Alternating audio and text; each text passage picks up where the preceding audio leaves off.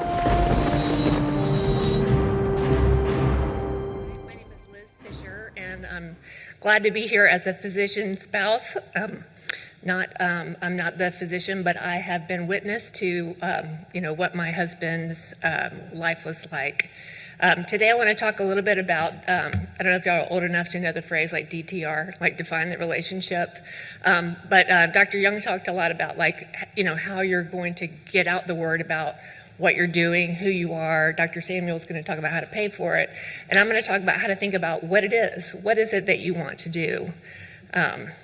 So important question, what are you trying to do and why? The reason that people buy things is not because of what, it's because of why. Like, who are you and why are you doing this? That's what people buy into. There's a great TED Talk of Simon Sinek, I don't know how to pronounce his last name, but where it's worth watching to help hone your pitch of what you're doing. So part of it that I thought was really compelling is Martin Luther King didn't say, I have a plan. He said, I have a dream. And people get behind a dream. They don't, so with your DPC, you don't necessarily need to go into, this is what it is and this is how it works. This is why I'm doing this. This is why we are disrupting our life, something that we want to do. So what I was trying to do is I was trying to enable my husband, Ben, to practice medicine the way that he felt called to, because I saw him be diminished, misused in what should be a single payer system as a Navy doctor, but they still have RVUs, then as a hospitalist where you're just sort of part of fragmented care, and then for 8 years as an insurance-based doctor in my hometown. So I wanted him to have control of the terms of his practice, and I told him, and I meant it, I don't care if you make less money, I don't care if you work the same amount. I don't really want you to work more, but same amount would be fine. I just don't want you to have to plug in to the mothership every night after the kids have gone to bed and you chart while I go to sleep. So this is part of my why. Excuse me, I'm getting a little emotional. So in my pre-DPC life, I had 1,000 random jobs. I got an MBA. I worked in tech startups. I got married. I made 3 people. And then I was a stay-at-home MBA. So I fed and clothed these people, and I watched Ben and I studied his work, and I would look at the reports and they would come home from his office of who saw how many and who, whatever, and I realized he sucked at coding because these other people who were less in demand and didn't see as many patients were making more than he was. So that was a little, I was like, okay, there's got to be a better way. And so when medical economics would come, to our, I don't know how they found us, but would come, I would read that. And so one day I found an article about DPC, and I became completely obsessed. So I convinced him to consider it. He's a little bit more risk averse than me. He doesn't like a lot of change. But I said, let's consider it. So in 2015, we planned, we prepped, we prayed, we hoped that it would work. He gave notice at his office. He forfeited the buy-in that he had been paying for 9 years or however long. It was a lot of money, and I just try not to know how much it was, but that was truly the biggest part of our startup cost, was forfeiting that. So that was probably our gut check of, okay, we've got to make this work. So I became super motivated to make it work. We had a big house that we sold in order to have a financial cushion, because I didn't know, is one person going to come or is 100 people going to come? I have no idea if it's going to work. We bought a less expensive house a block from the clinic because our kids were small and they're used to me being home. And so this is the first day that he walked into the clinic. He worked at his insurance-based practice until Friday before. On Monday, I said, here's your EMR. I hope you like it. Thank you for the surge protector. And tomorrow, you're going to see 2 patients. So his first day, March 1st, we had pre-enrolled 272 members, and they were primarily from his insurance-based practice, so he knew them well. And then the second day, he just was kind of overwhelmed and said, I feel like I'm cheating on my professional life. Like, I can't believe that I couldn't see how broken it was, the way that I was trying to work. So And then April 1st, his Medicare opt-out became effective, and we had 337 patients. So I was feeling good, and maybe I shouldn't have sold my house, but anyway, I did. But we need to be closer. So then moving ahead, we sometimes joke City Mouse and Country Mouse. Dr. Zane Lipinski in the Buffalo Check joined us from the FQHC, where he was getting burned out. He was giving people his cell phone numbers. He was meeting people after hours. And then, so I guess from Dr. Norris's talk, we would be, what was their term? Geriatrics. Yeah, so we're a geriatric DPC. And then in 2022, we brought on what I would call a grand millennial DPC. If you're not familiar, it's like a millennial, but that likes their grandparents' stuff. So he's kind of an old soul. And he joined us right out of residency. So these three doctors and I, wanted to figure out, okay, now that we're kind of growing a little bit, like we want to be able to really say, when it was just my husband, it was just like he was the product or the whatever. But as we were growing, like, what is it that let's put into words what we're really trying to do. And so primarily the three things are, they really want to know their patients well. They want to know their profession well, and they want to serve patients directly. So from a patient standpoint, that means you have time for me, you're good, so be good, sorry, and you're not going to have some weird misaligned incentive. You work for me, the patient. So that's that. So for you, if you are on the fence, you're DPC curious, you maybe want me to talk to your husband or wife to say, let's do it. It's good to know, think about what is your vision for your practice? And we've heard a lot of different ways that people do it. In some cases where people need to put pretty heavy boundaries because of the other things that are happening in their life or their other priorities. And then what are you up against in trying to live out your vision? What's getting in your way? I think if my husband didn't have me pushing him to do this, I would want him to join an existing practice, especially as an existing successful practice where he could just be the doctor because that's what he wants to be. I'm sure a lot of you have seen this cartoon before, and similar to the one we may have seen earlier. There's problems that that we all know, and for a while we were kind of like, what were we were like, what are we against? We don't want to be this. But it was interesting to look.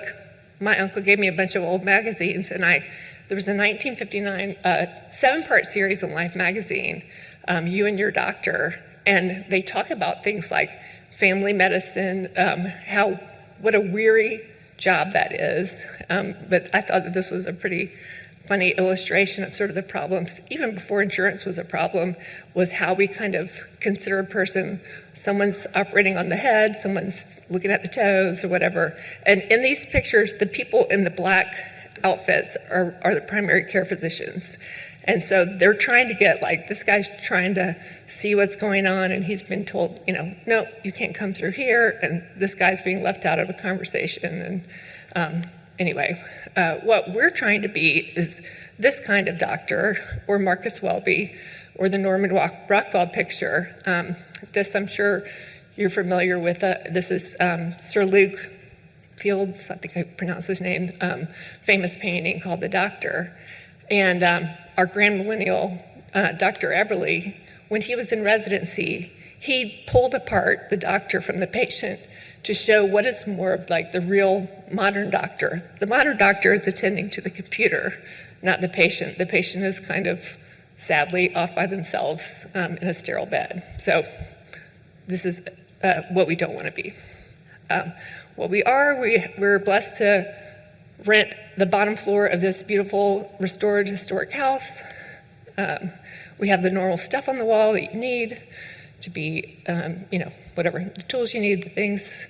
This is my husband's, he had to move to a little office that used to be a bathroom because when we added Dr. Eberly, but anyway, we like for our space to be welcoming. And it turns out that what we were offering, our why and what we were offering is something that people really wanted. So as I said, we started, that shows our start in March of 16, and you can kind of see it rides up And then we added Dr. Lipinski, and then it rides up, and we added Dr. Eberly. And it's just been a joy for me to free those 2 other doctors from, the terrible situations that either they were already in or they were facing. Randomly, our patients, when they move, we can't get them to stop being our patients. So if you all live in any of these areas that are not Raleigh, we'd be happy to make some introductions. It's our own practice, so we can do kind of fun things. We had a doctor party where we are the doctors for a local brewery, and so we bought some beer from them, and we had a lot of the people, the specialists that we share a lot of patients with, and it was really refreshing to invite them to a party. It's just a doctor party. We were the sponsor, but there's no commercial interest. I was the only administrator there, and just was a great blessing for me to hear conversations about medicine. My husband used to say, I would just love to have one meeting where we talked about a case or about medicine, not about the fact that I coded smoking in the wrong, or not smoking in the wrong place or whatever, The magazine selection is kind of a representative of the fact we've got a wide variety of patients. One of our patients sent us a subscription for American Frontiersman. Sometimes the covers are scary, but Architectural Digest. And it's just fun to kind of welcome anyone. Anyone, people ask who's a good patient for us. Anyone who wants us to be their doctor, that's who. This is a little physician meeting on our front porch. And then someone was asking in another session earlier about bartering. We have a farmer who pays us in eggs, yogurt, carrots, broccoli. We just got some broccoli. So we do some things that my husband wanted to do but didn't really have time for. In his old practice, that's him in the green, actually wearing the farmer shirt. This is a workout class that we partner with the Y to actually work out with people. The pictures of the laceration repair was a patient who was high risk, and this was during COVID, and she fell and had bleeding like crazy. And so he's an internist. He doesn't usually like to kind of tinker, but she said, "You're my best option. I'm not going to the hospital. You got to do this." So he stitched her up. And then also, that's his badge. We do inpatient medicine at Wake Med, which is our local hospital. And so I know in some places, the hospital relationship is not that friendly. If at all it can be friendly, Dr. Lipinski, our second doctor, he just was already doing inpatient med. He never stopped. He was like a dinosaur. So it guilted my husband into saying all right, yeah, I should do that too. But it's not, it's only for our own patients. This is our clinical staff now. This is me. Each doctor has a clinical person that they work with. So that's kind of how we organize our teams. And then our low-paid staff are my daughters, who do things like clean or bookkeeping or make our lunches. And so for you, the what and how, what are you going to do? How are you going to do it? I would say to start simple and sustainable, where your overhead is as low as it can be. Evaluate the other services based on if it's something you're really interested in, or maybe to attract members. In the last session, someone was asking about one-time visits. I think that's certainly a fine thing to do to help get people in the door. Talk to other DPC physicians who are practicing how you envision. So if you're wanting to start a micro practice, stalk some people who are doing micro practice. You can join an existing practice, but anyway, find someone who's doing it how you think you'd like to do it, and someone that you connect with. And you can find people on the DPC, My DPC Story, or a lot of these conferences have their past videos up. So let's see. And then define the relationships. The key difference between owning, or even if you're an employed DPC doctor, the main difference is now the third party, for the good and for the bad, the third party and your employer is not calling the shots. You are defining the relationship. So I consider part of my job is keeping the relationships right, making sure our patients stay up to date with their bills, that they uphold their part of the deal. But you're setting the terms, and you need to think about the boundaries that you need for your own life. And then also think about the how you're going to live out your why, and think about your relationships and try to keep those right. I will say for our own experience, it has been it's been wonderful for our whole family. It's been neat for the kids to know what their dad does, and to see me kind of step back out of the home and into using what I went to school for. Your staff, treat them well, hire fire fast, hire slow, whatever it is. But if you have the right person, and I think I've heard this from several people, if there's somebody that you know that's great, it's better to bring them on, even if it's maybe not the best time, rather than to wait till you're drowning, and then you got an Indeed profile and whatever. So, and also be careful, I think that there's several DPCs who have added partners, but maybe haven't really checked on the compatibility. Like, it's a real close relationship, so you're going to want to make sure that you're compatible. And then my last piece of advice is don't cut ties with the greater medical community. Try to figure out ways. So when it was just Ben and we didn't have Dr. Lipinski, he hosted a couple grand rounds where we brought in people that he had worked on something complicated with, and we did breakfast and had people come in. So this is my contact information. If you I'm happy to talk to anybody's husband, wife, partner, parents, kids, I don't know, about should we do this. And I just want to encourage everyone who's on the fence to make it happen. So thank you.